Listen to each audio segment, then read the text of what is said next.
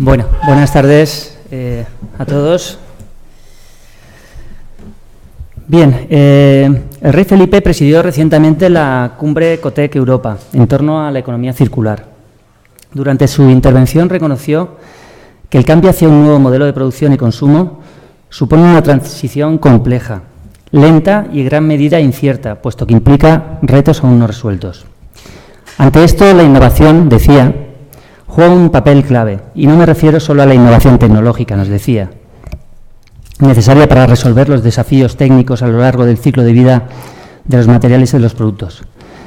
Me refiero, también decía, a la innovación social que supone el cambio de los patrones del consumo.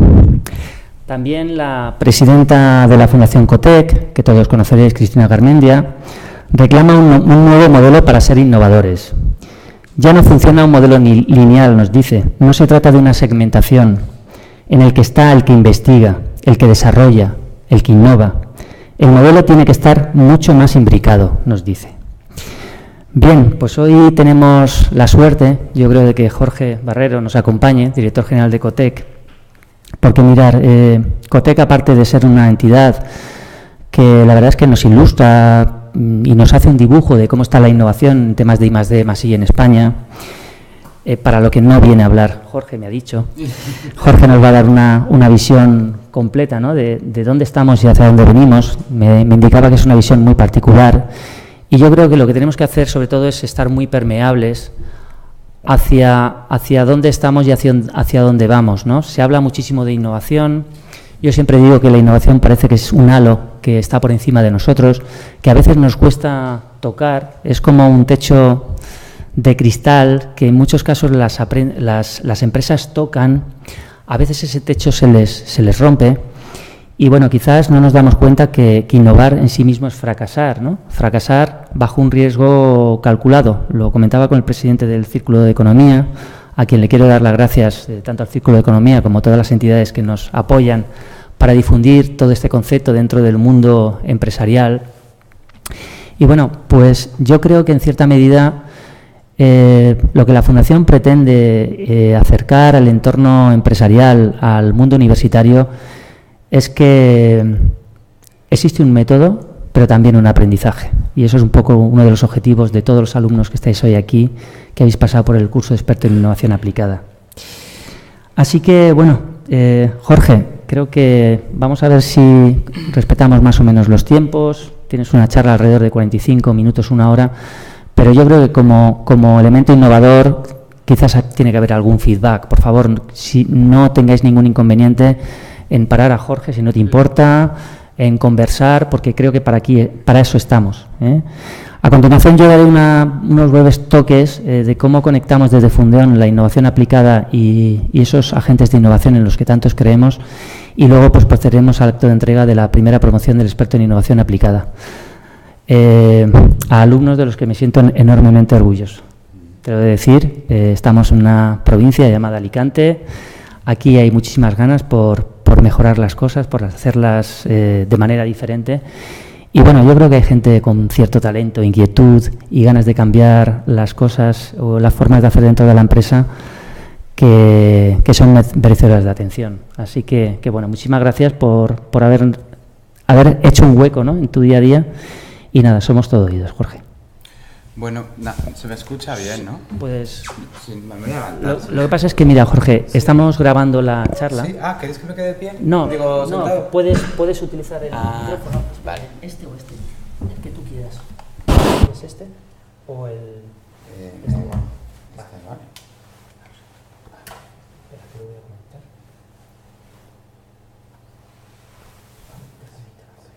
Por dentro. No sé si me escuchas.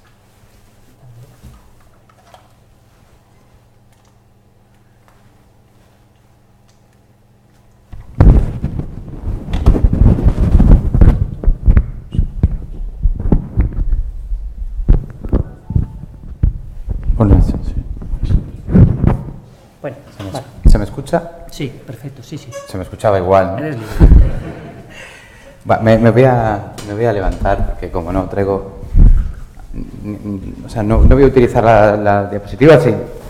Tampoco sé muy bien en qué va a acabar esta conversación, porque como somos así, estamos entre amigos ya, incluso podemos a mitad de la charla cambiar mis planes, no podemos improvisar sobre la marcha. Mirad, yo no os voy a contar nada de lo que es COTEC. Supongo que los que habéis hecho, por cierto, enhorabuena a los nuevos expertos universitarios en innovación aplicada. Supongo que los que habéis hecho el curso quizá hayáis utilizado alguno de los informes que nosotros hemos, o que de manera sistemática se han venido editando en España. COTEC es una entidad que ya tiene más de 25 años de historia, pero yo solamente llevo 18 meses dirigiéndola. Y si hay algo que haya hecho COTEC bien a lo largo de su historia es precisamente informes, datos, análisis sobre el sistema de innovación. Ahora nuestra reflexión es un poco distinta. Creemos que es importante el análisis, es importante tener datos buenos, cada vez mejores, y tener visiones cada vez más profundas de la innovación, pero no basta con analizar las cosas para que las cosas cambien. Estamos intentando, precisamente llevar los mensajes adecuados y los datos adecuados a las audiencias adecuadas. En un mundo en el que nunca ha habido más información que la que hoy disponemos, en la que creo que es un mundo en el que nunca antes hemos entendido el conocimiento como algo tan relevante para el desarrollo de nuestra economía, por ejemplo, de nuestra vida, y sin embargo un mundo en el que ocurren cosas como que un señor que es capaz de negar el cambio climático o la eficacia de las vacunas se convierte en presidente de los Estados Unidos, ¿no? Esto lo que quiere decirnos es que el problema no es de datos, sino de dónde llegan esos datos y cómo pues, las opiniones sesgadas o los mitos o los prejuicios a veces llegan más lejos que los propios datos, ¿no? Hasta aquí COTEC. Por tanto, datos sobre COTEC. Tenéis un montón en la página web. En nuestros informes, además, ahora tenemos plataformas para análisis profundo que van mucho más allá de lo que se publicaba en papel. Os invito a que, si tenéis cualquier tipo de interés en el sistema de español de I+D+I, consultéis nuestra web, y si no lo encontráis, algo me lo podéis pedir y yo os lo haré llegar. Hoy yo le comentaba a Rafa que no sé si lo que pensaba compartir con vosotros era algo... no, estoy seguro de que lo que voy a compartir con vosotros no es nada de lo que él espera por las conversaciones que he tenido previas. Yo que espero que por lo menos sea algo que no defraude al final, ¿no? Yo venía aquí pensando en compartir con vosotros unas reflexiones pues, personales sobre el fenómeno de la innovación y unas reflexiones que tratan de enmarcar ese fenómeno en la naturaleza del ser humano, ¿no? Yo no sé si alguna vez os habéis planteado qué es lo que nos hace humanos, qué nos distingue del resto de los seres vivos, ¿no? En particular del resto de los animales. Seguramente, no sé si os habréis formulado la pregunta de una manera así explícita, pero seguramente en algunas ocasiones habréis pensado en algo parecido, pues cuando veis, no sé, un mono en un zoológico, o cuando veis a vuestra mascota, ¿no? Y que el qué nos hace humanos, qué nos diferencia del resto de los animales, es una de las grandes preguntas, de hecho.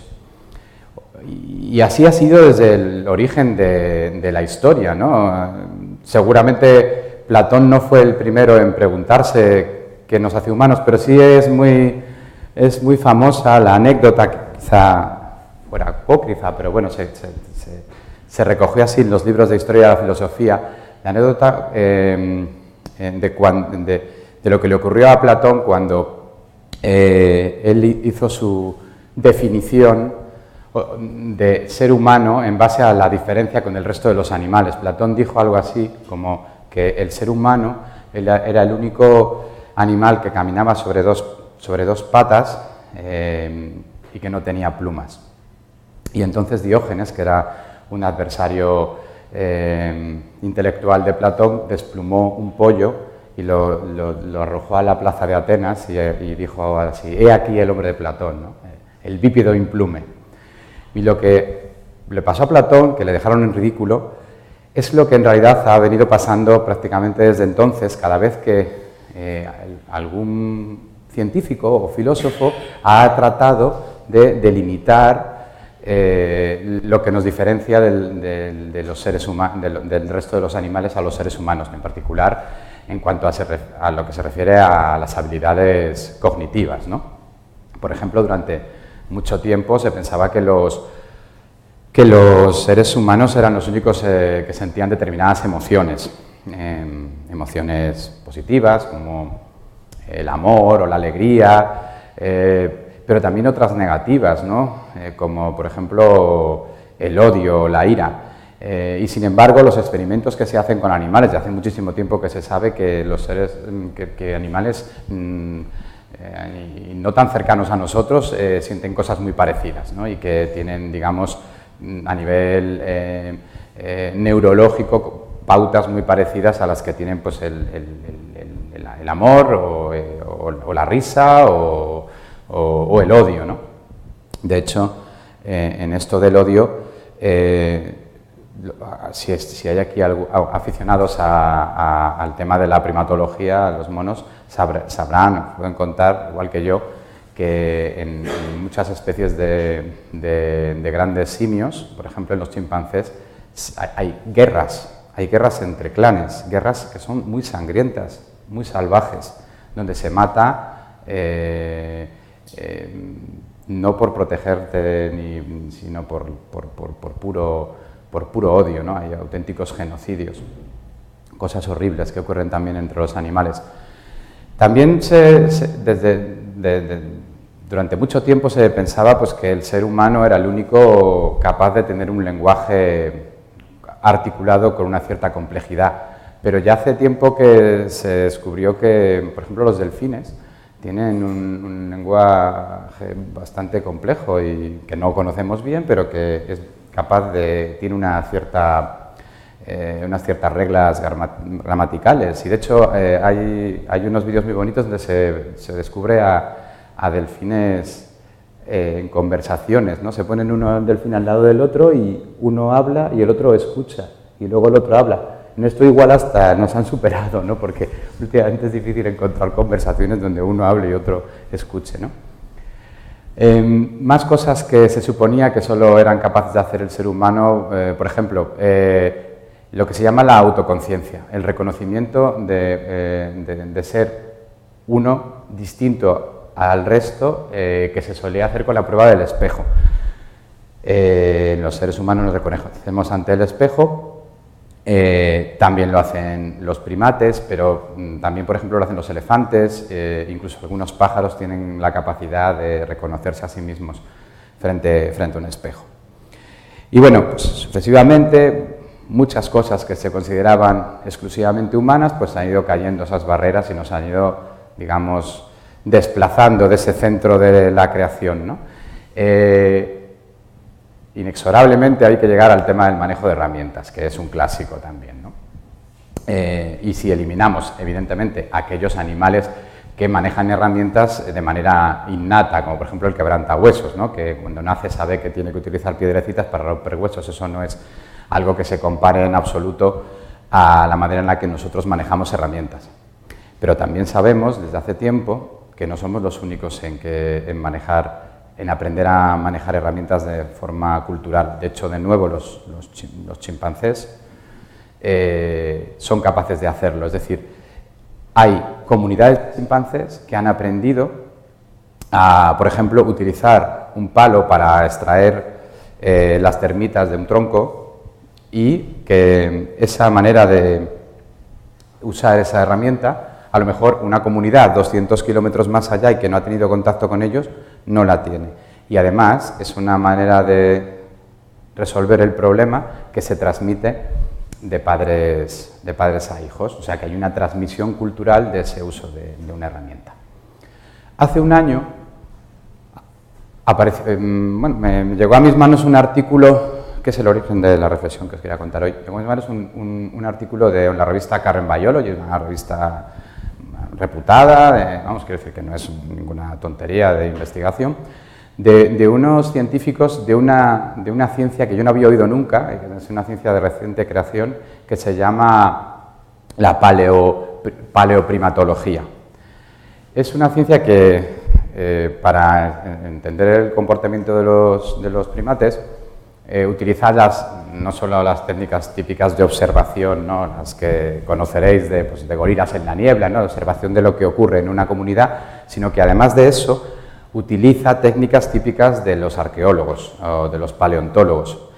Y se aprovecha del hecho de que hay comunidades de monos pues, que llevan viviendo en el mismo sitio algunas hasta 1000 años, con lo cual puede hacer un poco de arqueología de lo que han hecho esas comunidades a lo largo de 1000 años. Estos señores investigaban una comunidad de monos capuchinos y concretamente de lo que hablaba el artículo era de cómo podían demostrar que esos monos habían estado usando herramientas durante los últimos 1000 años. Bueno, esos monos usan herramientas de forma muy distinta. Por ejemplo, en algunas comunidades de capuchinos, las hembras cuando están en celo utilizan piedras para advertírselo a los machos, ¿no? Y eso lo hacen en algunas comunidades, en otras no lo hacen. Bueno, en este caso hablaba el artículo de unas piedras que ellos utilizan para partir pistachos. Bueno, leyendo entre líneas pude deducir que es cierto que esos monos estaban usando piedras para partir pistachos desde hacía 1000 años y que los hijos imitaban a los padres y así se transmitía culturalmente ese uso. Pero esas piedras no han cambiado desde hace 1000 años. No hay ningún tipo de mejora acumulada en el uso de esa piedra, solamente hay una idea, digamos, feliz, que es que un pistacho se parte mejor con una piedra que con los dientes, y a partir de ahí, simplemente la imitación. Y eso me hizo pensar que seguramente la innovación es una de las cosas que verdaderamente, de momento, solo sabemos hacer los humanos. ¿Qué es la innovación? Pues la innovación, para Cotec y también para muchos colegas con los que compartimos visión, es todo cambio basado en el conocimiento que genera valor. Todo cambio, no solo cambio tecnológico, basado en todo conocimiento, no solo conocimiento científico, por ejemplo, la experiencia es una fuente muy interesante de innovación, o la intuición, y todo valor, no solo valor económico. Eso es la innovación.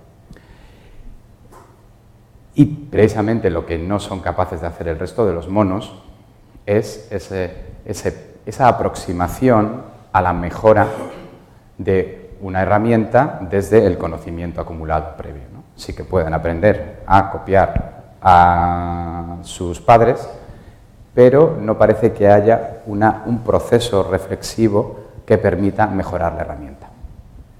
Entonces, cuando me di cuenta de que, bueno, por aquí podía tener un hilo para, no sé, en charlas como esta, empecé a interesarme por en qué momento el ser humano había adquirido esta capacidad. Y es muy interesante, ¿no? Porque si nosotros vamos hacia atrás en nuestra historia y nos volvemos atrás hasta 3 millones de años, o aproximadamente, momento en el que todavía compartíamos ancestros comunes con algunos de los monos de los que os he hablado, bueno, pues lo que nos encontramos es homínidos que sí son capaces de manejar herramientas y que lo hacen pues más o menos de la manera en la que lo hacen los monos actuales. Pero el linaje humano muy pronto empieza a sofisticar el uso de esas herramientas. Son las herramientas, por ejemplo, que usaban los homínidos, los antepasados del ser humano hace 1,8 millones de años, eran herramientas ya pues que tenían muchas hachas, requerían a lo mejor 40 o 50 golpes precisos con una piedra para lograr el hacha, ¿no? Y bueno, además, bueno, pues, ya un homínido de hace 1 millón de años ya tenía una diversidad de usos en sus herramientas muy superior a la que tiene cualquier mono actual. Pero, sin embargo, ocurrió algo en el último millón de años que no está muy bien explicado todavía por la paleontología antropológica, pero que es crítico para entender el concepto de innovación. Porque de todo lo que se ha hablado, bueno, era más sofisticado, pero todavía era demasiado parecido a lo que hacen los monos, ¿no? En el último millón de años se aprecia algo cuando analizas los yacimientos líticos, ¿no?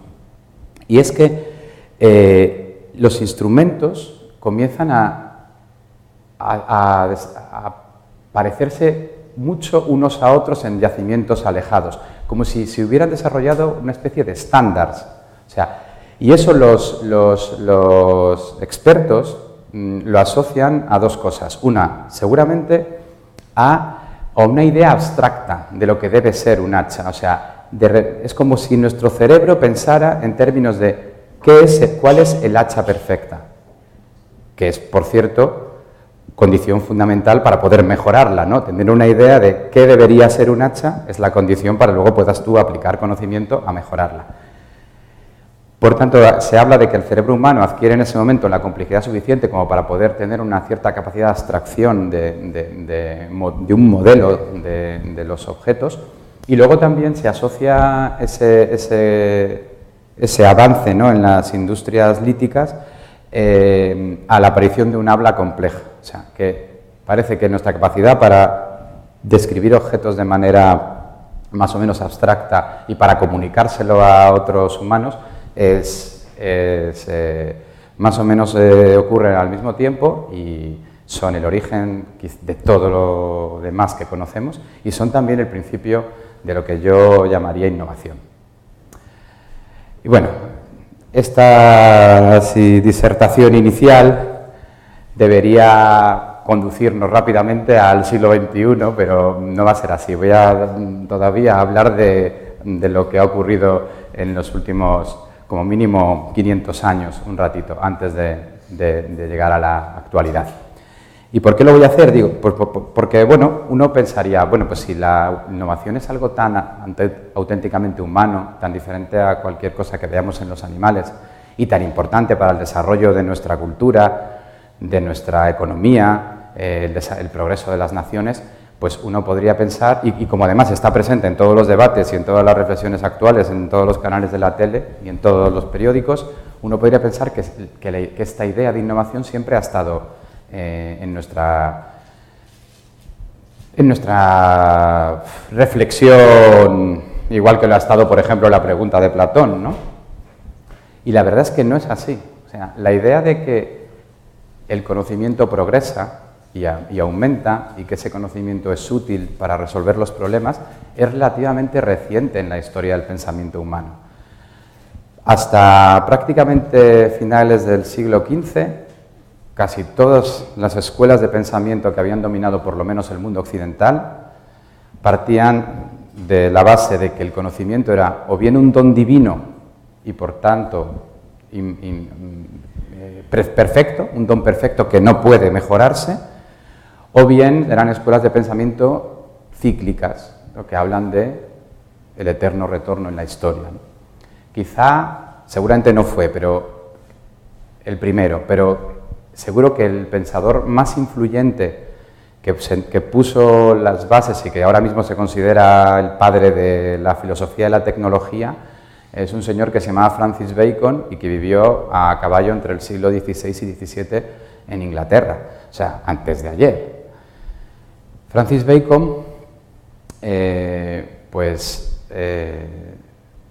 se conoce bien, pues, o se reconoce a Francis Bacon como el padre de la filosofía de la tecnología, porque él fue el primero en decir algo así como que el conocimiento era fundamental para la riqueza y el poderío de las naciones, aunque luego fue su discípulo Thomas Hobbes el que lo condensó en tipo tweet y se llevó la gloria con el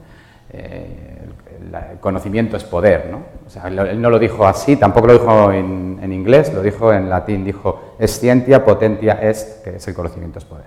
Bueno, la idea, esa frase es de Thomas Hobbes, pero en realidad la idea ya está en su maestro, Francis Bacon. Y eso está bastante reconocido. Lo que se conoce menos es la razón que le llevó a Francis Bacon a sacar esta conclusión. Y es una historia que yo creo que deberíamos saber todos, deberían contárnosla en el colegio a todos los españoles, porque es una historia que tiene que ver con nuestro país. Y es una historia bonita. Resulta que Francis Bacon, además de ser filósofo, pues también fue un político importante en su tiempo. Llegó a lo que podría ser el equivalente a ministro de Asuntos Exteriores de su época. Y en aquella época, al ministro de Asuntos Exteriores del Reino Británico, había algo que le preocupaba mucho, y ese algo se llamaba Imperio Español. Es cierto que Felipe II no consiguió nunca el objetivo de invadir las islas británicas y que nuestra Armada Invencible pues, fracasó, pero asustó muchísimo a los británicos. Y en la reflexión de cómo podían los españoles haber amenazado el poderío militar británico, es donde Francis Bacon empieza a explicar que seguramente la razón por la que los españoles habían conseguido llegar tan cerca es porque tenían una importante escuela de cartógrafos, de artilleros, de ingenieros, y eso está escrito en la obra de Bacon, y se reconoce que ese fue el principio de la filosofía de la tecnología y la base del conocimiento que luego él adquirió sobre el papel que tiene la tecnología en la política y en la economía. Y entonces podríamos pensar, bueno, ¿y si éramos tan buenos en aquel momento, qué nos ha pasado, ¿no? O sea, ¿cómo estamos aquí? ¿Cómo hemos llegado hasta aquí? Vamos a ser generosos, a esta posición, digamos, discretita en el concierto mundial, ¿no? Por no decir otra cosa. Bueno, pues como ya hemos hablado mucho del pasado, voy a ir muy rápido y os voy a resumir estos 500 últimos años como si fueran en tres trenes que salieron de 3 sitios y, por desgracia para nosotros, ninguno salió de aquí cerca, ¿no? El primer tren que perdimos es el tren de la Reforma Protestante, que, como sabéis, pues salió de Alemania, Países Bajos, etcétera, y cambió la manera de pensar. Y cambió la manera de pensar de una forma que aparentemente permitió nacer a la ciencia moderna. Tampoco vamos a entrar aquí en detalles, pero es bastante evidente y creo que está bastante reconocido por parte de todos los historiadores que la Reforma fue un avance. Nosotros, mientras Erasmo de Rotterdam y sus colegas estaban pensando en estas cosas, todavía estábamos quemando brujas en el tribunal de la Inquisición. O sea que algo de avance parece que había en la manera de pensar. El segundo de los trenes que perdimos salió de Francia y se llamaba la Ilustración. De nuevo, otra oportunidad perdida para el reconocer el conocimiento como algo valioso para los países. De hecho, en la época ilustrada había un insulto en España que era ser un novator, o sea, un innovador, y que en realidad era un sinónimo de afrancesado, ¿no? A quien abrazaba las luces francesas y la enciclopedia y todas estas cosas, pues le consideraban como un tipo, pues, que, no sé, poco español, ¿no? El tercero de los trenes supongo que ya habréis deducido que es el de la Revolución Industrial, que en este caso salió pues de Inglaterra y, bueno, en España llegó como mucho y con 50 años de retraso pues a Cataluña, al País Vasco y, bueno, quizá también no tan lejos de aquí, ¿no? Pero en realidad la mayoría de nuestro país nunca llegó a industrializarse del todo. Bueno, a ver, sí, ese tren lo cogimos, ¿no? Pero bueno, el tren de la Revolución Industrial es un tren tan largo que cuando la locomotora ya va en la 4ª Revolución Industrial, nosotros todavía no hemos acabado la 3ª, ¿no? pero bueno, sí que es cierto que ya hace mucho tiempo que no vamos en los vagones de cabeza. Y podréis pensar con todo esto que os he contado, pues que soy un pesimista, ¿no? Y que en realidad no hay mucho que hacer. Pero la verdad es que no, el mensaje que quiero dejaros no es un mensaje de pesimismo en absoluto. Y no lo es por dos razones. En primer lugar, porque a pesar de todo, y de no haber cogido esos 3 trenes, nuestro país no lo ha hecho tan mal. Y desde luego no lo ha hecho nada mal en los últimos 40 años. Luego hablamos de los últimos 7, ¿no? Pero en general, si analizamos lo que ha pasado en España desde la década de los 60 hasta bien recientemente, nuestra historia desde el punto de vista tecnológico es una historia, y científico es una historia de éxito. Por ejemplo, desde el punto de vista científico, pues puedo daros un dato, ¿no? En el año 63 España ocupaba la posición número 32 entre las potencias científicas del mundo por producción de ciencia, ¿no? Una posición absolutamente irrelevante. Hoy somos, a pesar de todo, a pesar de todos los palos que se ha llevado la ciencia española y la Universidad Española, somos todavía la 10ª potencia científica mundial. O sea, eso no quiere decir solo que hayamos hecho bien las cosas, es que las hemos hecho mejor que 22 de nuestros competidores, ¿no? O sea, que decir que nuestro país ha sido capaz de avanzar mucho en muy poco tiempo, ¿no? Teniendo en cuenta que sufrimos una dictadura que despreció absolutamente la ciencia, el conocimiento, ¿no? y la innovación también, ¿no? Como tantas otras cosas. Pero además soy optimista por otra razón, quizá más profunda, ¿no? No solo porque, bueno, en realidad lo hemos hecho bien, sí, es cierto. Por ejemplo, bueno, no tenemos muchas empresas líderes mundiales ni más de, sí, es cierto que no las tenemos, pero, por ejemplo, desde el año 2008 a aquí hemos duplicado el número de empresas españolas entre las 500 que más hacen I+D del mundo. Antes teníamos 8, que son muy pocas, y ahora tenemos 17, que son pocas, pero hemos duplicado. O sea, quiere decir que tenemos que no estamos atrapados, o sea, que somos capaces de mejorar y que creo que tenemos muchísimo potencial de mejora por delante. Pero no voy a hablar de más datos. Podría contaros más datos, pero los datos no es la razón por la que... O sea, que los datos están, os los puedo pasar cuando queráis, los tenemos además bastante bien resumidos. Soy optimista porque desde Cotec tenemos la sensación de que ese modelo protestante, ilustrado e industrial de innovación, que, bueno, desde luego es un modelo que hemos tenido que abrazar, pero que no hemos sido capaces de liderar, está empezando a hacer aguas. O sea, hay algo que está tambaleándose en la forma de innovar a nivel mundial. Y hay razones para pensar que ese modelo, que desde luego en el entorno digital ya ha hecho aguas del todo y que va rápidamente, digamos que agrietándose en otros sectores, pues hay razones para pensar que ese modelo va a dar paso a otro nuevo modelo de innovación que quizá encaje más con la manera de entender la vida, con los valores de los latinos y de la gente del sur, ¿no? Que el siguiente tren podría salir, ¿por qué no?, de España o de Colombia o de, no sé, o de Italia, ¿por qué no? Si ya fuimos líderes en el pasado, ¿por qué no volver a serlo? Y para explicar las diferencias entre esos dos modelos, voy a utilizar una pequeña historieta que intenta también resumir dos formas de entender la vida, que es la forma norteña y la forma latina, ¿no? Y lo voy a hacer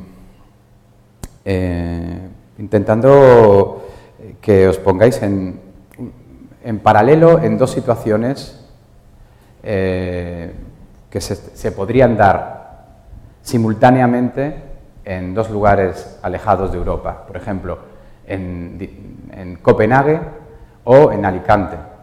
Una noche de un viernes.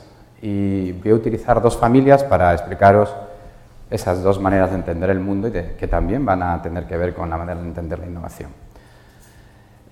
Vamos a intentar pasar la noche del viernes en la casa de los Lopesen, que son una familia en Copenhague, y a la vez vamos a ver lo que han decidido hacer al mismo tiempo nuestra familia, que evidentemente son los López, que podrían ser de Alicante o de cualquier otro lugar del sur de Europa. Bueno, los Lopesen este viernes por la noche van a hacer lo que hacen una vez al mes, que es invitar a unos amigos a cenar a casa. Como siempre, el señor Lopesen cocinará ese asado que le sale tan bien. La señora Lopesen es la encargada de elegir a los invitados y a los vinos. Ella es experta en maridajes y sabe perfectamente quiénes encajan con qué en ese menú que está perfectamente definido, cerrado y que siempre sale bien. Los niños, por supuesto, están ya acostados a las 7 de la tarde y, bueno, la velada transcurre, como siempre, muy bien. O sea, es que es un éxito siempre. Son gente muy amable, tienen conversación y, además, como están bien elegidos los comensales, ya está previsto que las conversaciones sean interesantes para todos. En el mismo tiempo vamos a viajar unos cuantos miles de kilómetros al sur y ver lo que pasa en casa de los López. Bueno, pues los López van a, como hacen todos los viernes, van a quedar a tapear con los amigos. ¿Quiénes? Pues no se sabe, o sea, cuando vas de cañas pues hay gente que va siempre, hay otro que dice que va a ir pero al final no va, otro que te encuentras en una esquina y no te esperabas, y etcétera. Todos sabemos lo que es ir de cañas. ¿Cuál va a ser el menú? Pues esa pregunta pues, no tiene mucho sentido tampoco, ¿no? O sea, el menú depende de varias cosas. Para empezar, del recorrido que tú hagas de unos bares a otros, de lo que elijas de tapa en cada sitio, que a su vez tiene que ver con lo que haya cocinado o no, o con lo que quede o no, porque ya se lo ha acabado alguien que ha sido más rápido que tú. Los niños, por supuesto, pues estarán pues correteando entre las mesas y nadie está preocupado de ellos, pero tampoco están desatendidos, todo lo contrario. Están siendo vigilados de manera comunitaria, que es como hacemos aquí algunas cosas todavía. Supongo que ya sabéis por dónde van los tiros a estas alturas, ¿no? Yo os voy a hacer una pregunta trampa. ¿Es una quedada de cañas un modelo caótico? No. Es un modelo de control distribuido. Es un modelo abierto, descentralizado, pero no es caótico. Nada más lejos del caos. ¿Es un modelo que funciona? Sí, es como mínimo tan divertido como puede ser una cena en la casa de los Lopesen. ¿Es mejor o peor que una cena en la casa de los Lopesen? Bueno, pues aquí habría que exponer el modelo a determinadas circunstancias para saber si es mejor o peor. Y ambos modelos tienen ventajas y tienen inconvenientes. Por ejemplo, voy a empezar por los inconvenientes del modelo Lopesen. Por ejemplo, no pasa nunca, pero si al señor Lopesen se le quema el asado, se acabó la cena. No hay plan B. De hecho, sería un desastre y un drama y no se volvería a recuperar seguramente del shock. Sí, tampoco pasa nunca, pero si a uno de los comensales se le va la mano con el vino y bebe 2 copas de más y empieza a decir cosas inoportunas en la mesa, la situación también ya no se puede remontar, porque en una mesa, en una casa cerrada, si hay un tío borracho haciendo el gilipollas, te va a cambiar completamente la velada. No hay plan B, no puedes darle esquinazo, cosa que sí puedes hacer si estás de cañas. De hecho, ¿qué haces si estás de cañas? Pero bueno, no todos son ventajas en el modelo López, ¿no? Por ejemplo, si la señora López se le ha ocurrido llevar tacones y se cansa, cosa que es probable, no va a saber si tiene sitio o no en el siguiente bar. Y a lo mejor no se va a atrever a moverse precisamente para que no le quiten el sitio que tiene ya en el anterior, ¿no? Si el señor López es celíaco, pues va a tener que estar preguntando todo el rato qué lleva o qué no lleva gluten, y además no va ni siquiera a poder estar seguro de que no se confunda el camarero, porque bastante lío tiene ya como para andar sabiendo cómo se ha hecho la harina del rebozado de los calamares. Bueno, en definitiva, son dos modelos diferentes que tienen ventajas e inconvenientes. Y aquí voy a dejarlo ya. Lo que nosotros sostenemos en Cotec es que el modelo que nos ha llevado a la Luna, el modelo que nos ha hecho secuenciar el genoma, el modelo que nos ha permitido desarrollar la industria en los últimos 200 años, es un modelo muy Lópezen. O sea, así es como se ha hecho la innovación, en entornos cerrados, centralizados, y ha funcionado. Pero estamos asistiendo ahora mismo a nivel global y en algunos sectores de manera muy particular a un modelo de innovación que está cambiando absolutamente la manera de trabajar. Un modelo en el que, modelo abierto, modelo colaborativo, modelo más social, pues que, no sé, sospechamos que tiene más que ver con la manera en la que nosotros entendemos la vida y con la manera en la que nosotros estamos acostumbrados a relacionarnos. Y, por tanto, el mensaje que os quiero dejar hoy, esto evidentemente no significa que automáticamente nos vaya a posicionar en ningún ranking, ni que nos vaya a hacer ricos simplemente por ser latinos. Pero sí es cierto que vemos una oportunidad para... no sé, si no hacer que el tren salga desde el sur, por lo menos esta vez estar atentos y no perderlo. Y bueno, aquí lo dejo de momento, pero estoy encantado de seguir hablando con vosotros, si os parece, ya de una manera más bidireccional. Pues yo voy a hilarlo, si os parece.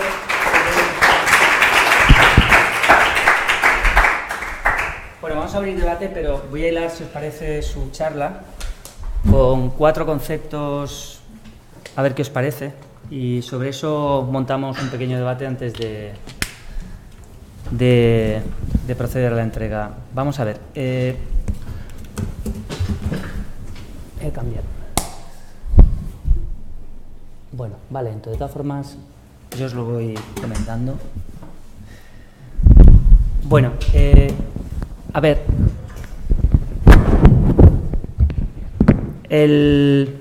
no tenía el pincho. Quería comentarte una cosa. Mira, Jorge, el pasado viernes estuvimos en el Ayuntamiento de Alcoy hablando de Industrias 4.0. De hecho, tenemos aquí una empresa manufacturera. Me voy a poner aquí a ver si puedo pasar. Y bueno, precisamente uno de los debates que se planteaban... Un momentito.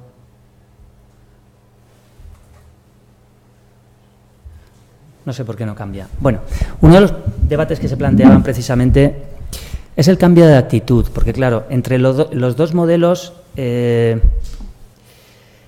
os explico un poquito, hago una introducción a las industrias 4.0.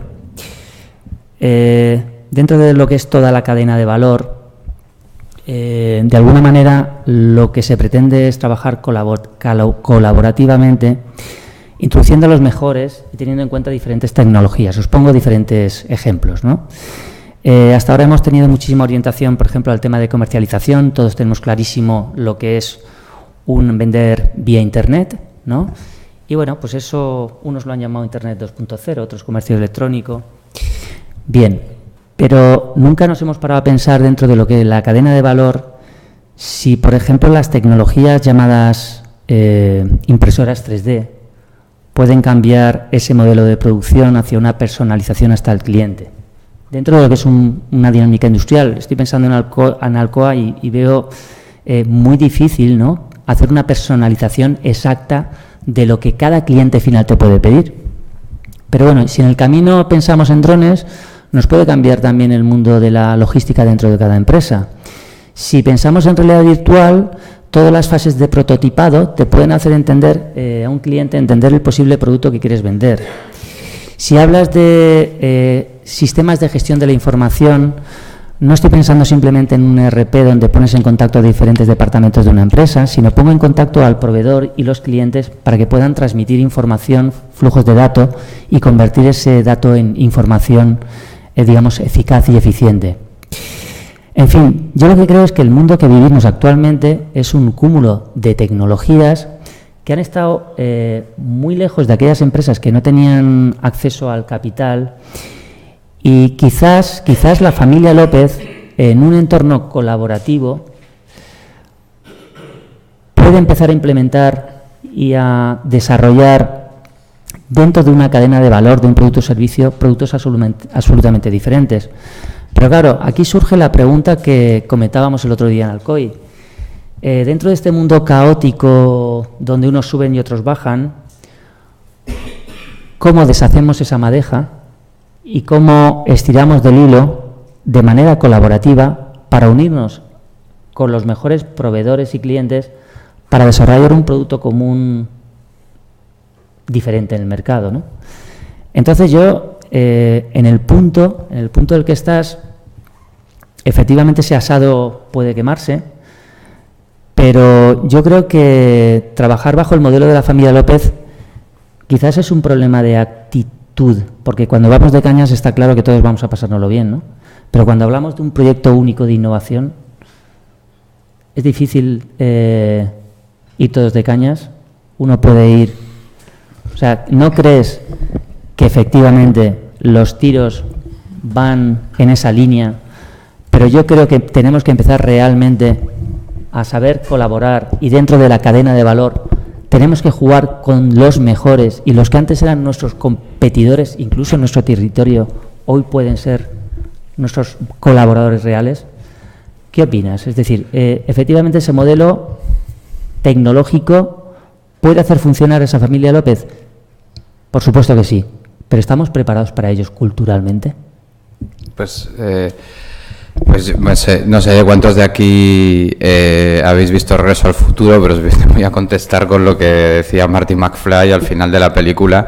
A lo mejor esto es un poco, os suena un poco moderno, es un poco moderno para vosotros, pero a vuestros hijos les encantará. O sea, es que así es como están haciendo las cosas los chicos de 20 años. Yo sé que los chicos de 20 años no están dirigiendo ahora las empresas, pero cuando hablas con emprendedores de 20 años o con estudiantes, para ellos la colaboración la colaboración es en sí mismo un objetivo. Es más, o sea, es más importante en muchos casos el compañero de viaje que el destino.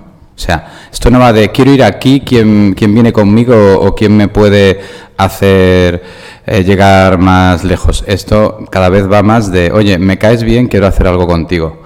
Así se explican muchísimos de los éxitos, por ejemplo, en la economía digital. Dos personas o grupos que se juntan porque tienen intuición de que van a trabajar bien juntos y llegan a cosas diferentes justo porque trabajan bien, ¿no? O sea, hay una parte de esto que yo entiendo que a las mentes ingenieriles clásicas les genera un rechazo incluso digamos teórico, ¿no? Pero es la realidad. O sea, la realidad es que hay muchas oportunidades o sea, tú tienes en este momento, cualquier persona tiene muchas oportunidades de relacionarse desde el punto de vista de la amistad, de la elección de pareja sexual, también de la elección de socios empresariales. Y cada vez más lo que está configurando los partnerships no es tanto el objetivo típico clásico de vamos a ir allí y yo lidero y vosotros acompañadme y tú puedes hacer esto y tú esto y no, esto yo no es lo que veo en el mundo digital. Y yo no vengo del mundo digital, pero vengo de un mundo que es mucho más clásico en la manera de aproximarse, que es el mundo de la biotecnología, y cada vez también se está viendo más esto. O sea, yo creo que no solo es posible, sino es que es lo que está pasando. Ahora, claro, yo entiendo que si tú has llevado tu empresa toda la vida de una determinada manera y te ha ido bien, pues no quieras cambiar. Pero ¿cuánta gente puede decir que le ha ido bien en los últimos 20 años en su empresa? Poquísimos. La mayoría le ha ido fatal, porque hemos pasado una situación absolutamente terrible. Bueno, pues ya que nos ha ido mal, aprovechamos para hacer las cosas distintas esta vez. O sea, yo ni siquiera sé si esto es optimista. Yo más bien, o sea, estoy tratando de una visión pragmática de lo que estamos viendo, ¿no? O sea, y sobre si somos capaces o no de hacerlo en España, bueno, yo no sé, yo solamente digo una cosa. Podría hablar de San Juan, pero voy a hablar de las fallas de Valencia porque yo creo que es reconocido que fueron antes.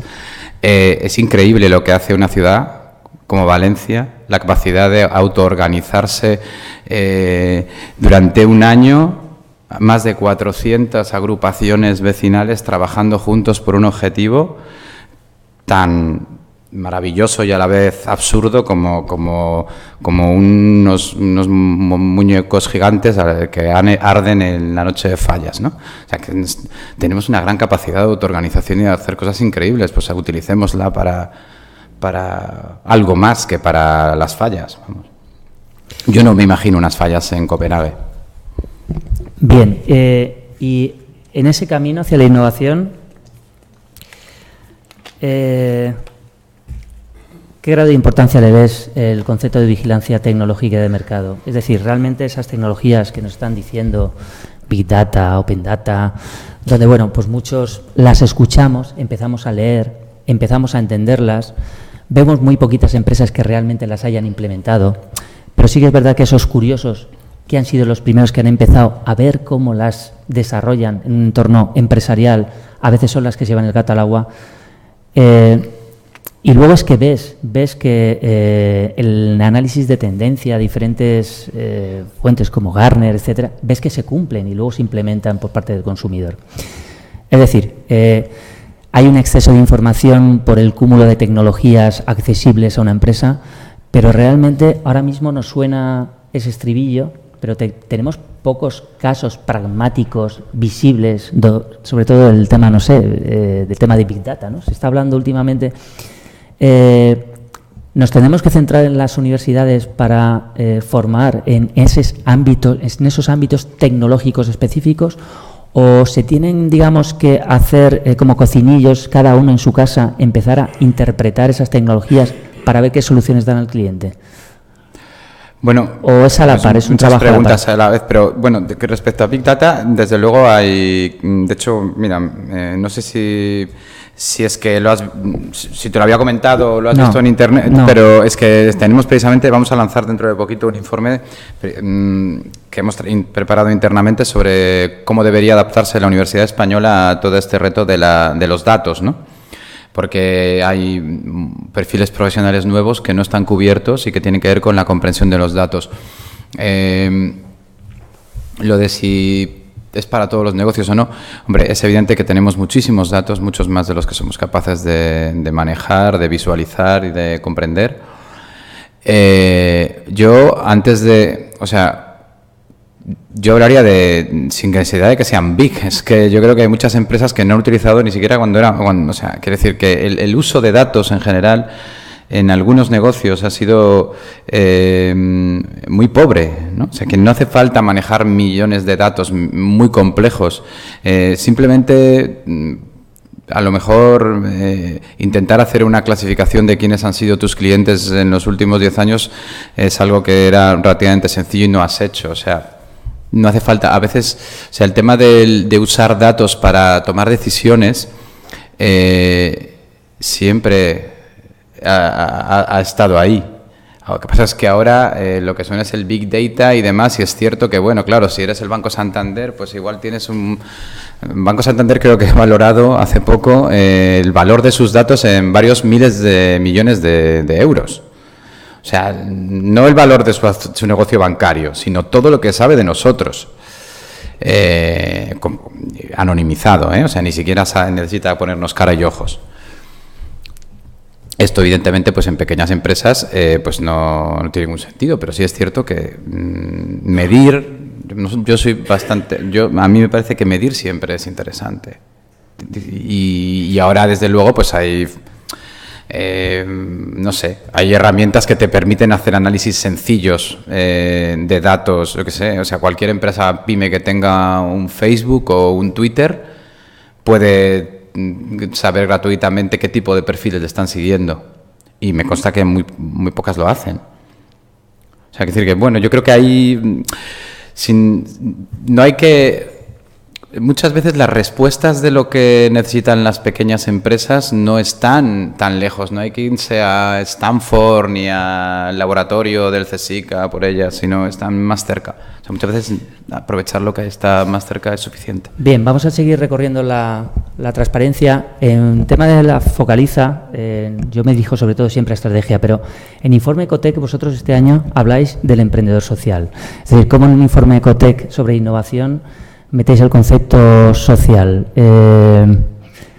¿A qué se debe? Pues mira, de nuevo tiene que ver con lo que os estaba comentando, de qué es lo que vemos nosotros en la gente más joven sobre todo, ¿no? Porque al final el mejor predictor de lo que va a pasar en el futuro es saber cómo son las personas que van a dirigir ese futuro, ¿no?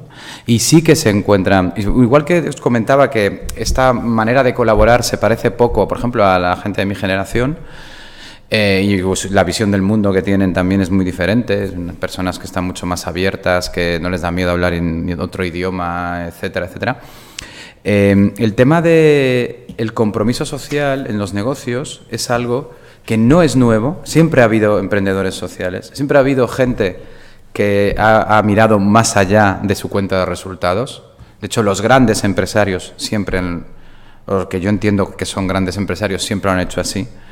Pero ahora hay un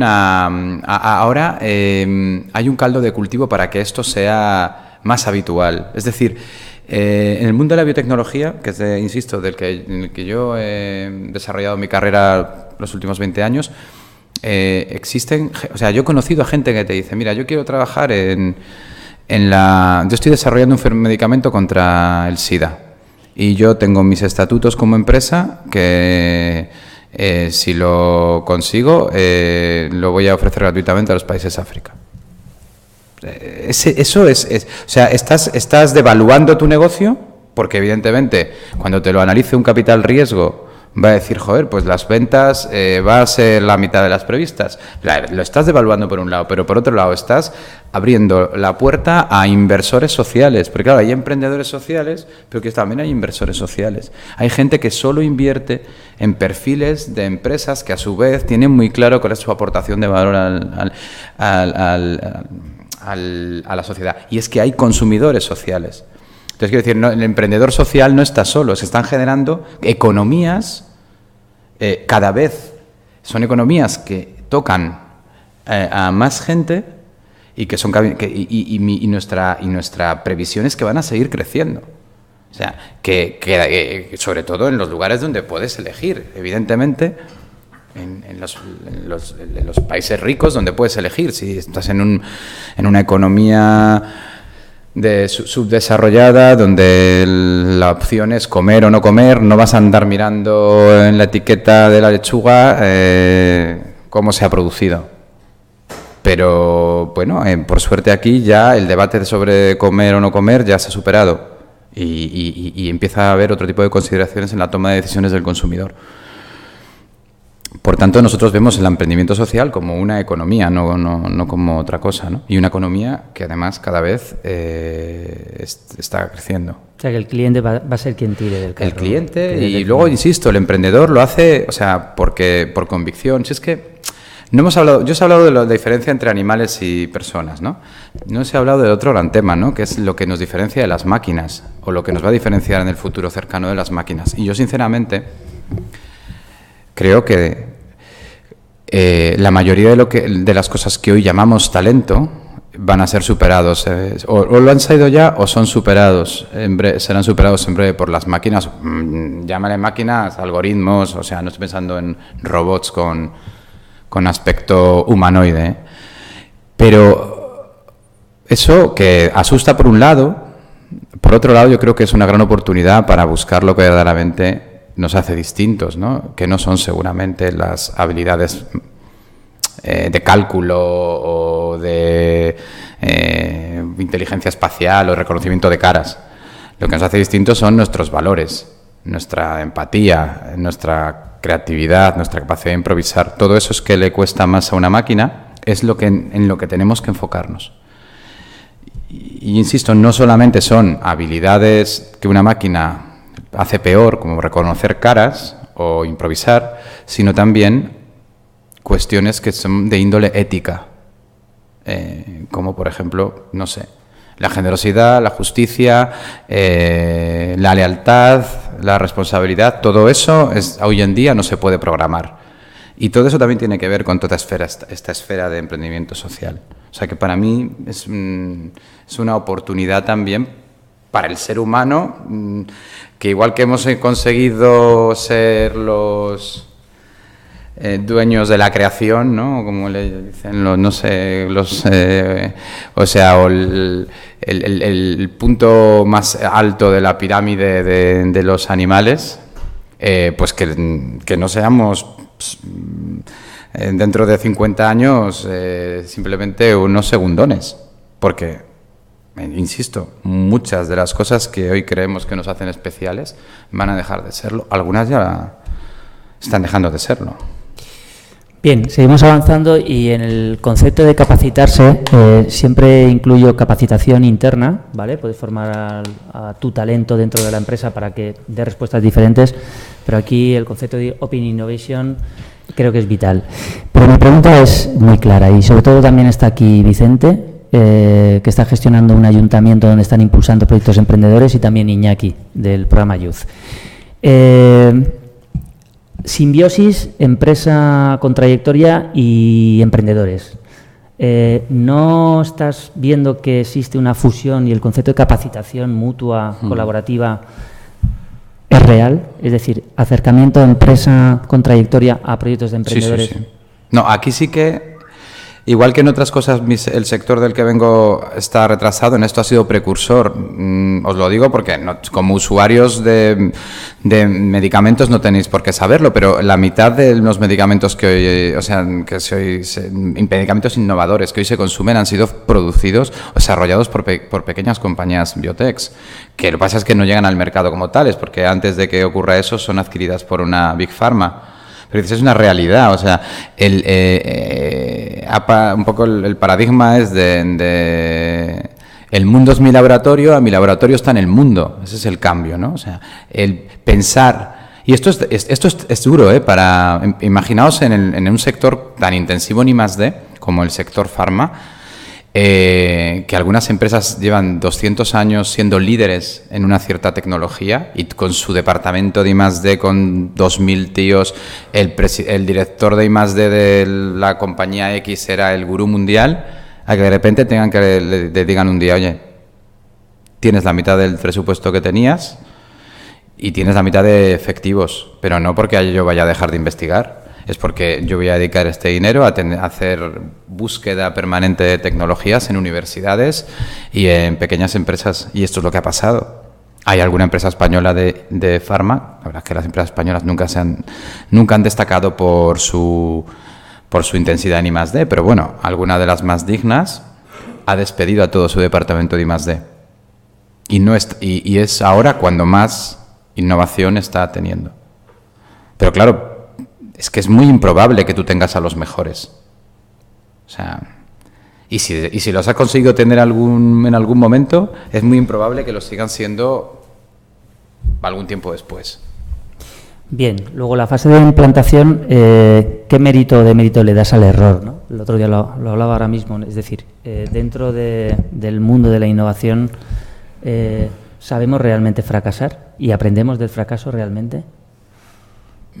Yo creo que sí. No me has preguntado por el fracaso, pero no, una pregunta que sale muy recurrente, y de esta también tengo datos que me gusta contar, es sobre el supuesto miedo al fracaso de los españoles, que es algo que a mí me repatea sinceramente bastante, porque es como una especie de mantra que se repite y yo, bueno, hace unos meses digo, bueno, voy a intentar ver si hay algún dato que demuestre esto, ¿no? Entonces me fui a el Global Entrepreneurship Monitor, ¿no? Que es el mayor estudio que se hace a nivel internacional sobre emprendimiento, y hay uno de los veintitantos ítems que se analiza, es precisamente eso, miedo al fracaso. Y claro, te das cuenta de que España, como yo por cierto suponía, no es un país especialmente miedoso. De hecho, somos menos miedosos que los israelíes y menos miedosos que los alemanes. Pero es que no hay que confundir el miedo al fracaso. O sea, es que ¿cómo no vamos a tener miedo al fracaso con el riesgo de fracaso tan alto que tenemos? Eso es como si te dicen que tienes miedo a tirar de una piscina y el de al lado tiene la piscina llena de agua y la tuya está vacía, ¿no? O sea, si no tienes miedo es que eres idiota. O sea, en realidad lo que estamos nosotros viendo es que este país tiene un entorno muy poco amable y muy poco favorecedor del emprendimiento, porque no tiene mercados de capital y porque no tiene desarrollado tampoco mercados de clientes. En la parte pública estos últimos años no ha habido prácticamente contratación. Cuando la hay no se apuesta por emprendedores. Y en la parte privada, pues igual. Es más fácil ser proveedor de la NASA si eres una startup que ser proveedor de Telefónica. Esa es la realidad. Entonces, ¿cómo? O sea, que no es que tengamos más miedo, es que tenemos más razones para tener miedo. A partir de ahí, yo creo que más o menos todos los seres humanos, o sea, decir, el nivel de o sea, hay rasgos clarísimamente, yo me atrevería a decir que, fíjate, que genéticos, y si no son genéticos, son adquiridos, pero está claro que el perfil de emprendedor es un perfil muy determinado y minoritario en la población.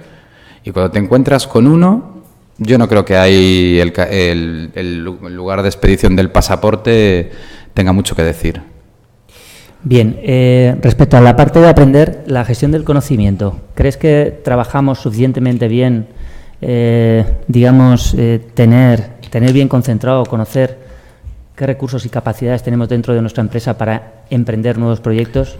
¿Es una asignatura pendiente por nuestra parte? ¿Has hecho algún análisis de este tema desde Ecotec? Bueno, nosotros es un tema que nos interesa mucho y no solamente en las empresas. Por ejemplo, hemos hecho un trabajo bastante interesante precisamente en una administración pública, como es el Ayuntamiento de Madrid. Hemos estado, o sea, yo creo que en este país tiene un gran activo en sus empleados públicos. Hay una operación de acoso y de devaluación del sector público que yo creo que responde a intereses políticos. Y creo que es un peligro. Yo personalmente me declaro gran defensor del sector público. Eso no quiere decir lo cual significa que me cabrea más que a nadie cuando ves funcionarios que no trabajan, pero es que también hay gente que no trabaja en las grandes empresas, salvo en las pymes, que si no trabajas se te ve el plumero y duras poco. Yo creo que en todas las organizaciones grandes más o menos se distribuye igual, digamos, la pasión por el trabajo, ¿no? Y sin embargo, el sector público español es que no es excesivamente grande, pero es un sector pues grande porque España es un país europeo y tiene servicios públicos, por suerte, desde mi punto de vista. Pues tiene 2 millones de empleados públicos y hay un montón de talento por descubrir ahí y las carreras en el sector público son tremendamente rígidas y los mecanismos están prácticamente diseñados para que nadie que tenga una idea pueda llevarla a cabo. Entonces hemos hecho una experiencia piloto muy bonita en el Ayuntamiento de Madrid de un programa de emprendimiento que va mucho más allá de un programa de ideas, porque estos programas tengan ustedes ideas, entonces haces una web, los empleados públicos o de las grandes empresas mandan ideas y hoy qué bien, qué buena idea has tenido. Venga, te voy a colgar tu foto 3 semanas ahí en el hall de la oficina y ala, vuélvete a tu puesto de trabajo. Eso no es un intraemprendedor. Un intraemprendedor es una persona a la que, por cierto, efectivamente se le escucha, se le obliga a que su idea se teste en un business case, o sea, es decir, se le da la herramienta para defender su idea y si te convence su idea, le tienes que exponerle a un riesgo y también riesgo y ventura. Es decir, te voy a dar 6 meses estos recursos y esta libertad para que pruebes si esto es así. O incluso te voy a permitir que configures un equipo dentro de la organización. Esto es lo que estamos haciendo en el Ayuntamiento de Madrid. Veremos a ver qué tal sale. A mí la experiencia me ha sido muy útil. Porque yo os voy a poner una anécdota porque si os das cuenta de lo necesario que es introducir formas de trabajar diferentes en lo público.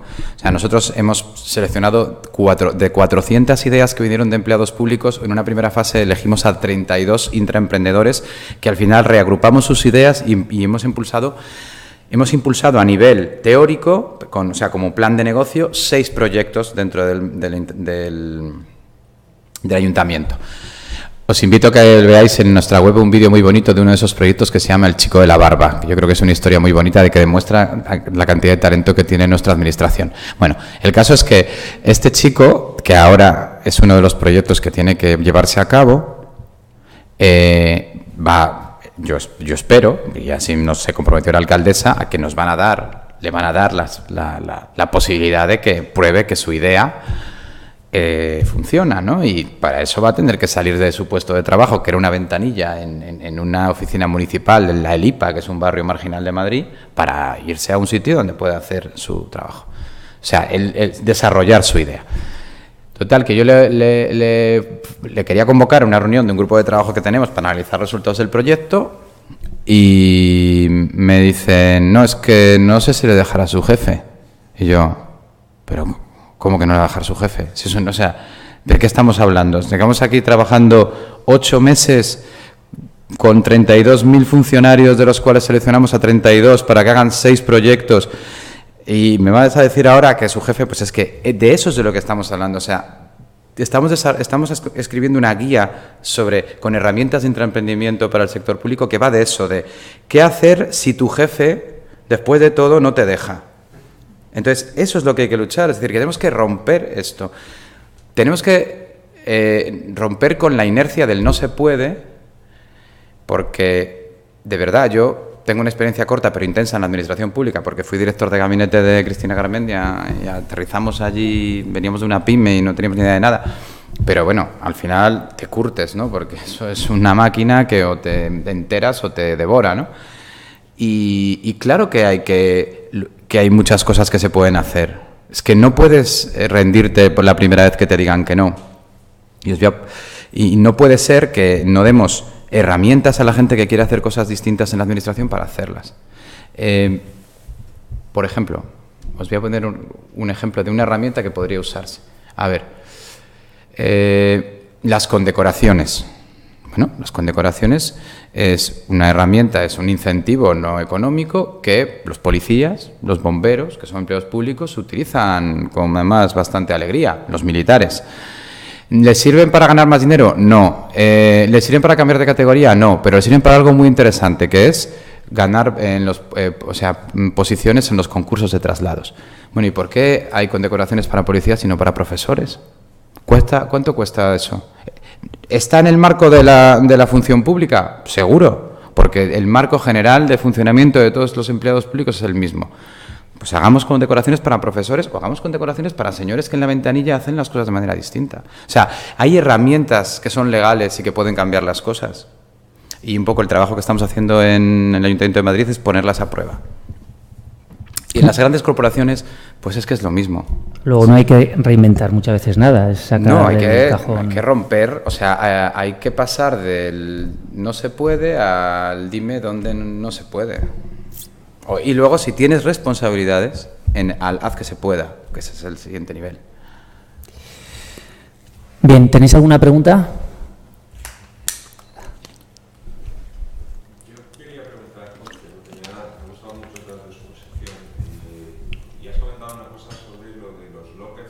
Sí. Muy interesante. Yo soy responsable de proyectos europeos en Fundeum y cada cierto tiempo me estoy juntando con gente de otros países y para debatir temas y hacer talleres. Yo veo que cuando yo iba ahí por primera vez me esperaba que los españoles fuéramos un poco rezagados, ¿no?, en esta actividad. Sin embargo, para mi sorpresa, lo que he visto es que somos mucho más creativos. O sea, me ha gustado un poco lo que dices porque nuestro modus vivendi nos facilita el que seamos capaces de encontrar soluciones o de proponer cosas de manera diferente. Yo quería preguntarte si crees que la manera en la que nosotros nos hemos educado en nuestras carreras, nuestros estudios, carreras más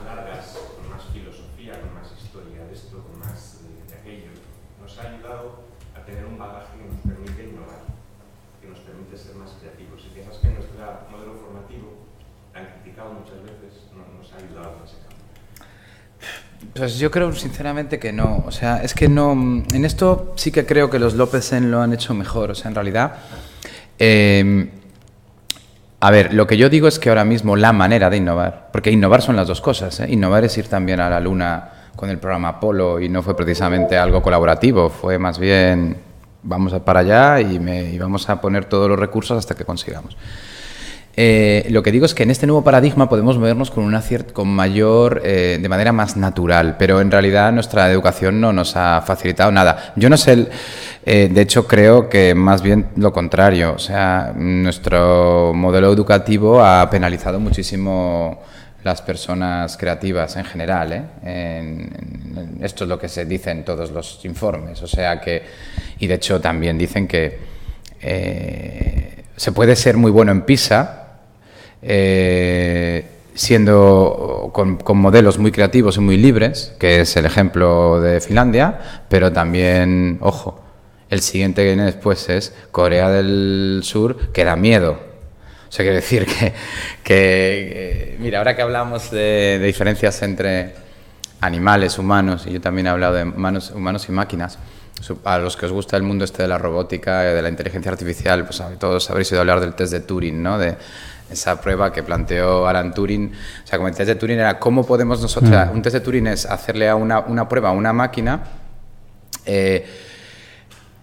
o sea, entrevistar a una máquina para ver si consigues encontrar que es una máquina o descubrir que es una máquina. Entonces se supone que una inteligencia artificial será una inteligencia, o sea, que algo tendrá inteligencia artificial si supera el test de Turing. Es decir, si tú te sientas y te pones a hablar con ella y no notas que es una máquina, cosa que con el Siri evidentemente no pasa porque es idiota a la tercera pregunta. Pero una cosa que es interesante es que yo quería hacer un poco al revés con PISA. Digo, vamos a ver, si nosotros colocamos a una máquina y puntúa 100% en PISA, ¿eso qué nos está diciendo? Porque si estamos definiendo la excelencia educativa en base a algo que puede hacer una máquina, estamos jodidos. Porque si algo lo puede hacer una máquina, lo va a hacer. De hecho, hay un montón de cosas que no hacen todavía las máquinas, o que hacen mucho menos de lo que deberían, pero no por... O sea, estamos clarísimamente innovando por debajo de nuestras posibilidades. Es que hay oficinas bancarias por las calles, porque la banca no se puede permitir el lujo ahora de despedir al 90% de su plantilla, porque después de todos los palos que ha recibido la banca no puede, no porque no sean más útil.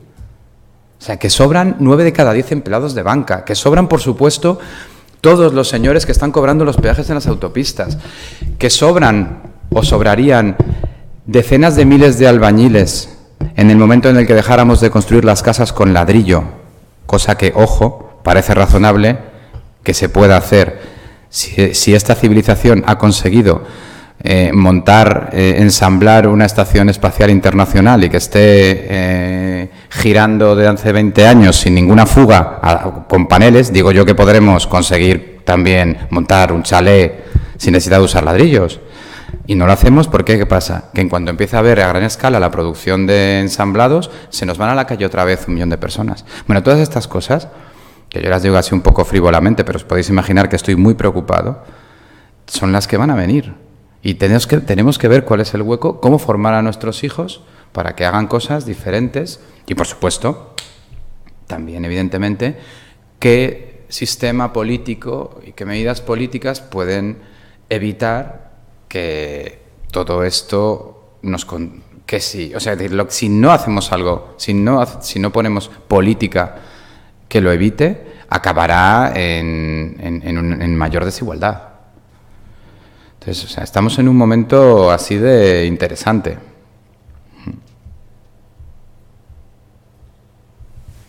Bien, lo que pasa es que es evidente que necesitamos desarrollar nuevas capacidades, ¿no? Competencias desde la universidad, internamente también en el mundo de la empresa. Así es. Porque si seguimos funcionando con las mismas formas de hacer, las respuestas van a ser las mismas, como bien has dicho, ¿no? O sea, desde la universidad, pero también incluso desde la propia empresa, ¿no? Totalmente. Yo, mira, hace 3 días me invitaron a un evento sobre talento. bueno, en esto de la innovación te invitan a cosas totalmente variopintas, que una vez estás hablando con la innovación de los militares, luego la innovación social, luego talento, pues también. En la innovación es como esto de tú que eres de ciencias, y como tú que eres de ciencias tienes que saber todas las cosas que te preguntan tus amigos, pues lo de la innovación es igual. Entonces, yo fui al evento y pensaba hablar de la importancia del conocimiento en la economía, etcétera. Bueno, pero luego cuando escuché las intervenciones que me precedieron y un poco el ambiente que se respiraba allí, cambié completamente lo que pensaba decirles, ¿no? Había escuchado a una señora que era, la presentaron como la headhunter responsable de fichar a los jóvenes líderes que participan en el foro de Davos, ¿vale?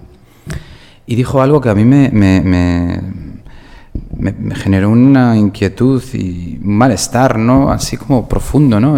Dijo algo así como: tengo muchas dificultades para seleccionar a jóvenes españoles porque hay muy pocos jóvenes españoles que hayan hecho actividades en el tercer sector, en plan cooperación y tal. Hasta ahí, bien. Digo, bueno, pues oye, que se espabilen. Pero lo siguiente que dice es que están demasiado preocupados por sus familias.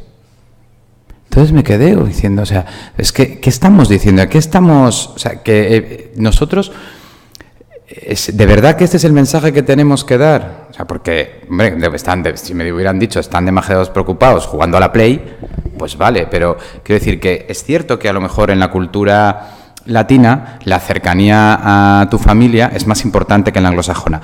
Por cierto, gracias a eso no hemos tenido aquí una guerra civil en estos últimos años, y la gente que se ha podido volver a casa de sus padres cuando ha perdido el trabajo o han aceptado la ayuda familiar, ¿no? Entonces, ¿por qué os cuento todo esto? ¿No? Porque se está hablando mucho del talento y de qué talentos debemos desarrollar, y yo cada vez más estoy en la parte de valores. O sea, yo es que creo realmente donde nos vamos a diferenciar, de verdad, es en los valores. Porque el talento que uno necesita va cambiando y cada vez cambia más rápido. Si tú tenías puntería, eso en las sociedades paleolíticas será tener un talento de la leche, porque la diferencia entre poder cazar o no cazar, la puntería ahora es un talento absolutamente menor. Y lo mismo ha pasado con la memoria. Cuando tú tienes aquí toda la historia universal a un golpe de clic, pues se acabará pasando pues con, no sé, con cualquier cosa que consideremos ahora que es el talento.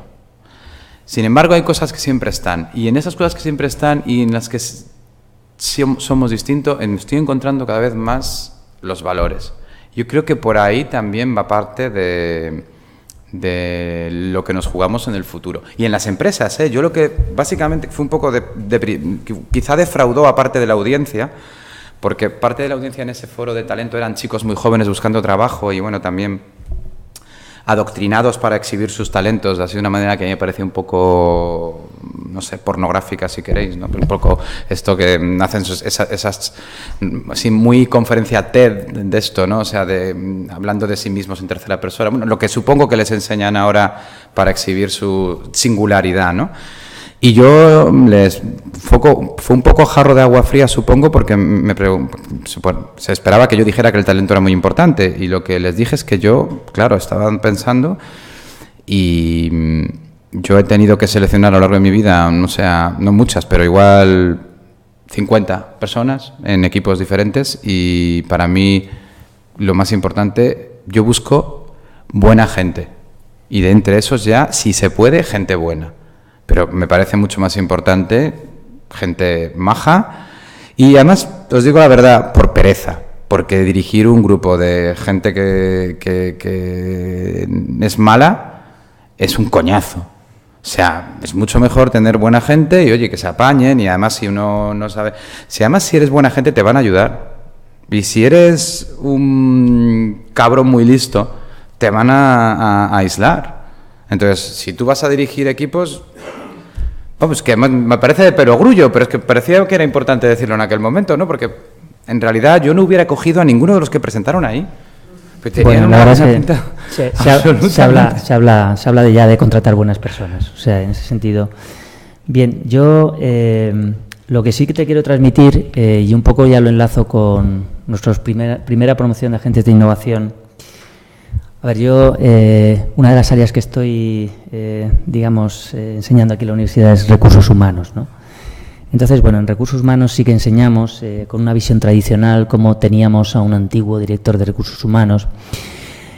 Y yo esto lo extrapolo a lo que es el agente de innovación. La visión renovada de la Dirección de Recursos Humanos es que todos gestionamos equipos, ¿no? Digamos, el director de recursos humanos lo que hace es apoyar al resto de directores de departamento. Bien, el mundo de la innovación yo lo veo exactamente igual. No está asociado a una figura llamada director de I+D+I. Yo creo que la innovación debe estar impregnado en todos y cada uno de los departamentos. Y precisamente lo que hemos formado han sido lo que yo llamo trabajadores no de conocimiento sino de pensamiento, ¿no? Personas que son capaces de impulsar proyectos innovadores dentro de una empresa, donde pueden asumir el rol y una metodología que se ha trabajado durante el propio curso. Y bueno, esto es un poco la idea del experto en innovación. ¿Qué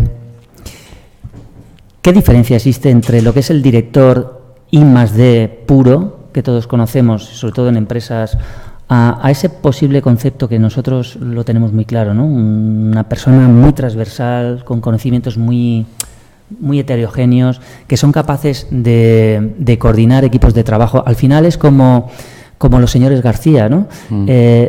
La señora en el otro modelo era la que llevaba el rol. En el otro modelo de Ir de Cañas hay un dinamizador, ¿no?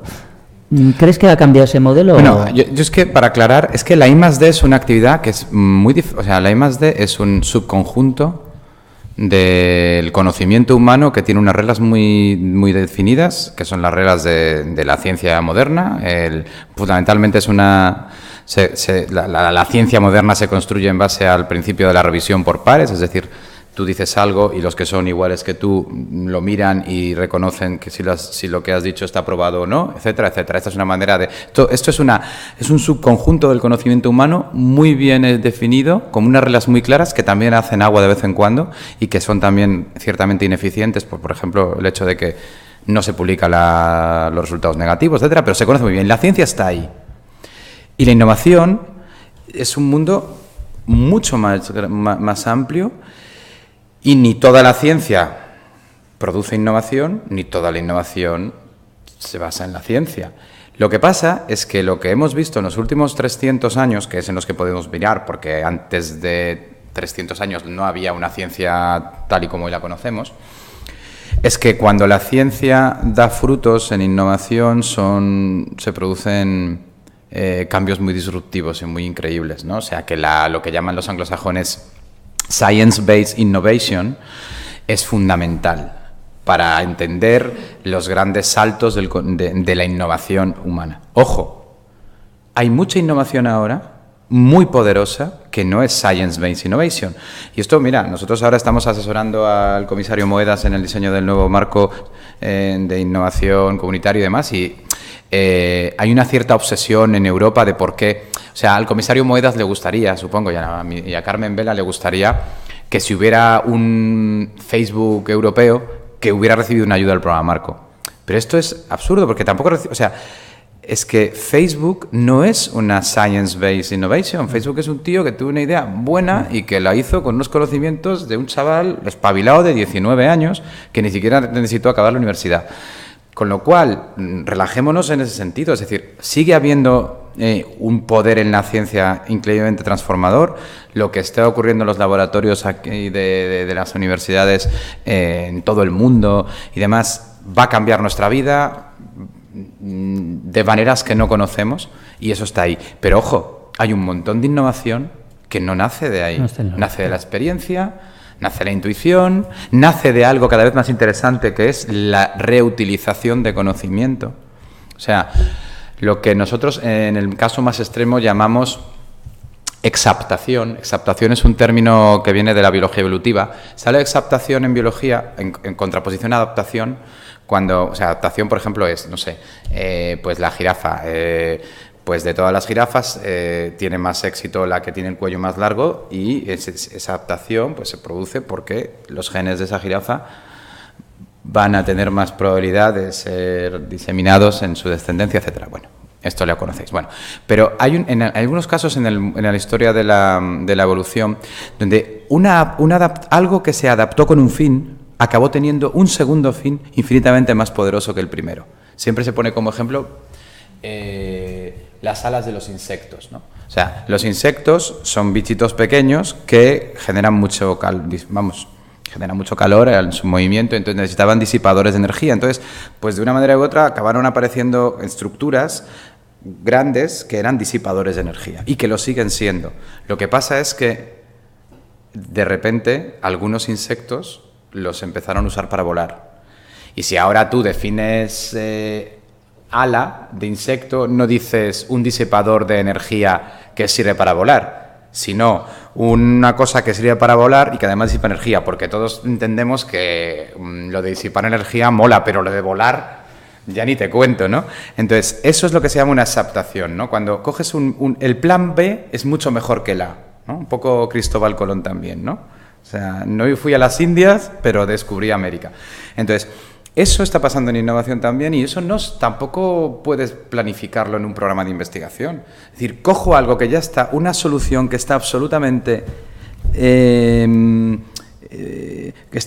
adaptada a un determinado problema y la cambio a otro y resuelvo algo muchísimo más importante. La mayoría de las plataformas que estamos ahora descubriendo y todas estas startups tienen este modelo. O sea, no es nada nuevo. Pues es el Facebook de los no sé qué o el Spotify de los no sé cuántos y al final eso es lo que se está haciendo. Eso no va a salir del Plan Nacional de I+D porque no hace falta. Menos mal, porque ya bastantes cosas hay que financiar con el Plan Nacional, ¿no? Entonces yo creo que la innovación es todo eso, la ciencia es otro. Sí, o sea, innovación tecnológica sí, también, ¿no? La innovación tecnológica... No tecnológica, digamos. Claro, pero es que la innovación no tecnológica, sí, a ver, es que también es innovación... A ver, el paradigma, digamos, menos tecnológico de la innovación es la innovación organizativa. Yo siempre utilizo, por ejemplo, el fútbol. No sé, lo que hizo Cruyff con el fútbol. O sea, cambió el diseño de las posiciones de los jugadores en el terreno de juego y cambió un deporte. O sea, no necesitó ni las Nike Air, no sé qué, ni los balones, o sea, eso también es parte de lo que tenemos que aprender a ver. Muy bien, ¿tenéis alguna pregunta más? Bueno, pues es un poco también lo que hemos querido trasladar en el experto en innovación. Tenemos una visión también humanista. Pensamos que las personas son las que cambian la empresa y los proyectos. Así que, por favor, Patricia, si te puedes acercar aquí a la mesa, vamos a entregar los diplomas antes de empezar a hablar. Bueno, yo comentaros, para quien no conozcáis el experto en innovación, es un programa global en donde todos los alumnos han aprendido a diseñar estrategias, productos, servicios innovadoras. Siéntate. Que generan impacto real en los resultados del negocio. Yo, antes de darte la palabra, Patricia, quería dar la enhorabuena a todos los alumnos que habéis participado en esta primera edición. Enhorabuena a Mónica, a Vicente, a Germán, a Daniel, a Raquel, a Iker, a Isabel, a María Jesús y a Iñaki. Gracias por creer en nosotros. También quería agradecer a todas las familias que han soportado esos fines de semana largos de aprendizaje, pero yo creo que han merecido la pena. Y cómo no, a ti, Patricia, porque eres el alma mater de este experto en innovación, porque has sido una nueva mamá. Nos has regalado una niña que bueno, yo sé que en su ADN va a llevar el gen de la innovación.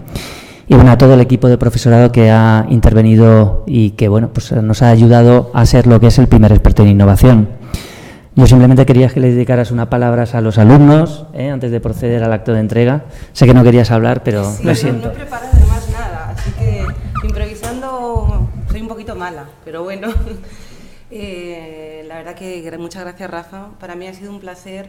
Fue una parte de este proyecto, ¿no? Que como se ha comentado aquí en esta charla, creo que ha sido súper... ¿Me escucháis bien, no?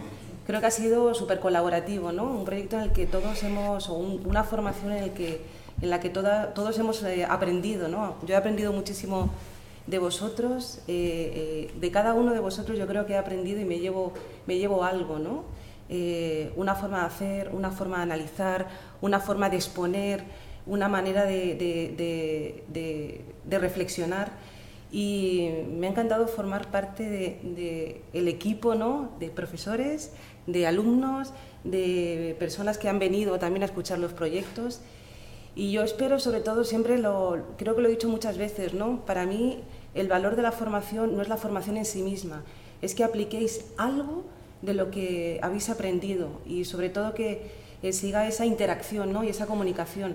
Yo me encantaría que os pusierais en contacto con alguno de los profesores. Yo estoy abierta totalmente, además espero que alguna llamada vuestra, alguna ya la he tenido, ¿no?, pero espero alguna llamada para que me pidáis algo, aunque sea a quién conoces que no, pero que creo que, al igual que ha comentado Jorge, ¿no?, esta formación tiene un propósito, y el propósito es que continúe la formación después de la formación, ¿no?, o continúe la relación entre los que habéis formado parte de esta formación, porque es el primer paso, ¿no?, todos los cambios que se pueden producir después.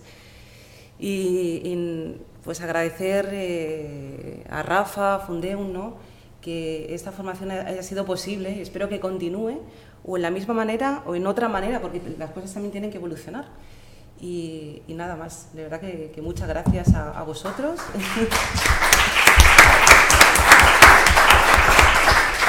Bueno, pues yo creo que lo que hemos hecho hoy ha sido una parada, stop and think. Yo siempre dices, Patricia, que siempre hay que parar, hay que reflexionar. Es importantísimo para poder llegar a buenos resultados. Así que bueno, hemos hecho una paradita esta tarde, espero que haya sido útil y vamos a proceder al acto de entrega de diplomas. Si nos ayudas, Jorge, a entregarlos. Voy llamando, por favor, Mónica Murcia, un aplauso.